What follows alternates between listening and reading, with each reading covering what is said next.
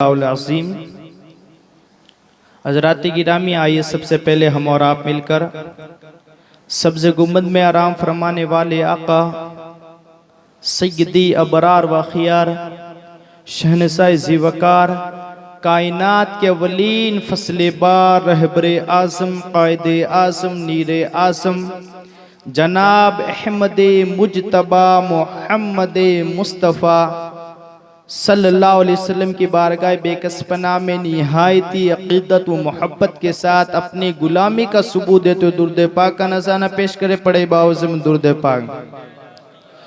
अल्लाहुम्मा सल्लि अला सय्यिदिना शफीना मौलाना मुहम्मदिन मादिल जूद वल करम व बारिक वसल्लिम सलातुन सलाम अलैका रसूलुल्लाह सल्लल्लाहु तआला अलैहि वसल्लम। एशरफ़े ज़माना ज़मानाए मददुमा, एशरफ़े ज़माना ज़मानाए मददनुमा दरहाए बस्त राज़े कलीदे करम कुशा सरवरा शहा करीमा दस्तगीरा अशरफा सरवरा शहा करीमा दस्तगीरा अशरफा हुर्मते रूहे पैगंबर यक नज़र कुन सुग्गिमा अशरफ नहंग दरिया दरियाई बसीना दारद अशरफ नहंग दरिया दरियाई बसीना दारद दुश्मन हमेशा पुरगम बा जिक्र तू दोस्त दारद। हजरात गिरामी, आज की ये महफिल भोले साहब बाबा की बारगाह में खिराज अकीदत पेश करने के लिए रखी गई। मैं रब्बे काबा की बारगाह में दुआ करता हूँ अल्लाह ताला हमारा और आपका यहाँ जमा होना कबूल फरमाए और कल क़यामत के दिन हम सबको गोसे पाक के झंडे का साया नसीब फरमाए। हजरात गिरामी, मैं बस थोड़ी देर के लिए आपकी बारगाह में आया हूँ। ये प्रोग्राम लंबा नहीं चलेगा, बस इतनी देर चलेगा जब तक आपकी आंखें खुली रहेगी और मुंह बंद रहेगा, और जब मुंह खुल जाएगा और आंखें बंद होगी महफिल खुद ब खुद खत्म हो जाएगी। बहरहाल, मैंने जिस आयत करीमा की तिलावत करने का शरफ हासिल किया, अल्लाह तबारक व तआला उस आयत करीमा में अपने उन नेक बंदों का जिक्र फरमाता है जिन्होंने अपनी अजीज तरीन जानों को अल्लाह की राह में कुर्बान कर दिया। अल्लाह ताला इरशाद फरमाता है कि वो लोग जो अल्लाह की राह में कत्ल किए गए, उन लोगों को तुम मुर्दा मत कहो बल्कि वो जिंदा हैं, बस तुम उनकी जिंदगी को समझ नहीं सकते। हज़रात, ये मुहर्रमुल हराम का महीना है। इस महीने की 10 तारीख को जो वाकया पेश आया उसकी मिसाल पेश करने के लिए तारीख इंसानी काशिर है। ऐसा वाकया था, जवान अली अकबर का लाशा सामने तड़प रहा है, औनो मोहब्बत खून में लथपथ हैं। इमाम अली मकाम अपने नन्हे अली असगर को अपनी गोद में लिए हुए आ रहे हैं। जुल्म का तीर अली असगर के प्यासे हलक को चीरता हुआ इमाम अली मकाम के बाजू पे लग जाता है। इमाम अली मकाम उस खून को अपने चुल्लू में उठाते हैं और आसमान की तरफ फेंकते हैं और अल्लाह की बारगाह में अर्ज करते हैं, या रब्बुल आलमीन, ये तो एक अली असगर है, हजारों अली असगर होते तेरी बारगाह में कुर्बान करता चला जाता।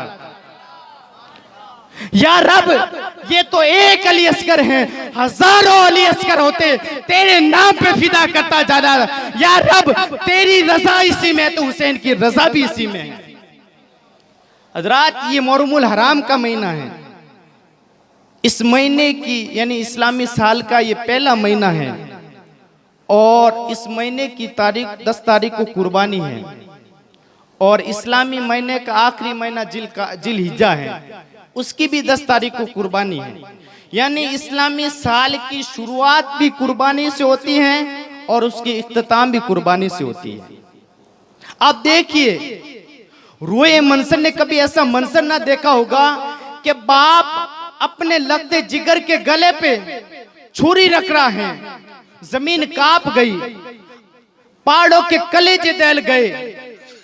सरकार इस्माइल अलैहिस्सलाम अपने वालिद मोहतरम से कहते हैं, अब्बा हुजूर, आप अपने आंखों पे पट्टी बांध दीजिए, कहीं ऐसा ना हो कि आप इस सादत से महरूम हो जाएं।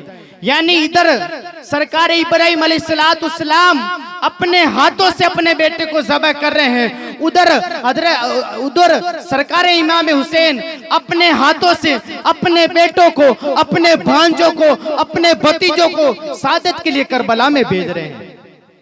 हजरात, शहादत के ताल्लुक से, शहीद के ताल्लुक से मैं आपको बताता चलूं, एक दो बातें बड़ी अहम है।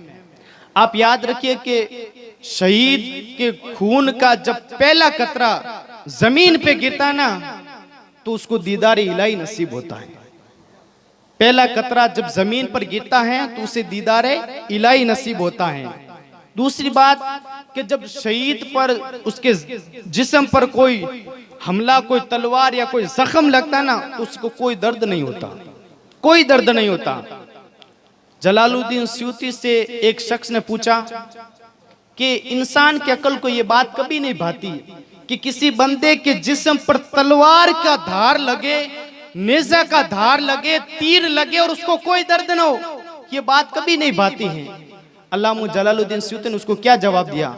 उसे कुरान पाक की सूरह यूसुफ की वो सूरत सुनाई, वो वाकया बयान फरमाया कि जब जुलेखा ने अपने सहेलियों को मेहमान के लिए दावत दी तो उसकी सहेलियों ने उसको ताना दिया कि तू शहजादी होकर एक गुलाम से इश्क करती है, तू एक बादशाह की बहू के गुलाम से वफा करती है। तो जुलेखा ने क्या जवाब दिया कि अगर तुम मेरे यूसुफ की एक खूबसूरत झलक देख लोगे ना तो तुम्हारी जबान जो ताने देने वाली गूंगी हो जाएगी। उन्होंने कहा कि ठीक है, हम देखेंगे। वो मेहमान नवाजी के लिए आगे फ्रूट रखे थे, वो बैठी थी, उसने सरकार यूसुफ अलैहिस्सलाम की बारगाह में अर्ज की, सरकार यूसुफ अलैहिस्सलाम जब उन औरतों के सामने तशरीफ लाए तो सरकार यूसुफ अलैहिस्सलाम के हुस्न को देखकर वो इस कदर खो गई कि अपनी उंगलियों को काट दिया।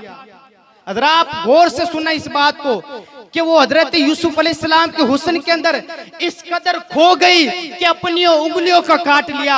आप अंदाजा फरमाए, उस उनकी उंगलियां कट रही हैं लेकिन क्यों दर्द नहीं हो रहा? क्योंकि हुस्न यूसुफ को देख रही हैं। हजरात गौर से सुनिए, जब हुस्न यूसुफ सामने हो, उंगलियां कट रही हो, कोई दर्द नहीं होता। सोचो जब खालिक यूसुफ यानी खुद खालिक कायनात सामने हो तो फिर कैसे दर्द होगा? बेशक, सुभान अल्लाह, नारे तकबीर, खुद खालिक कायनात, नारे रिसालत, मसलके आला हजरत, जश्न ईद मिलादुन नबी, नारे तकबीर, नारे रिसालत। हजरात गौर से सुनो, जब वो उन औरतों ने हजरत यूसुफ अलैहिस्सलाम की चेहरे की एक झलक देखी, वो इस कदर हुस्न में खो गई कि अपनी उंगलियां काट ली और वो काटती गई, उनको कोई दर्द नहीं हुआ।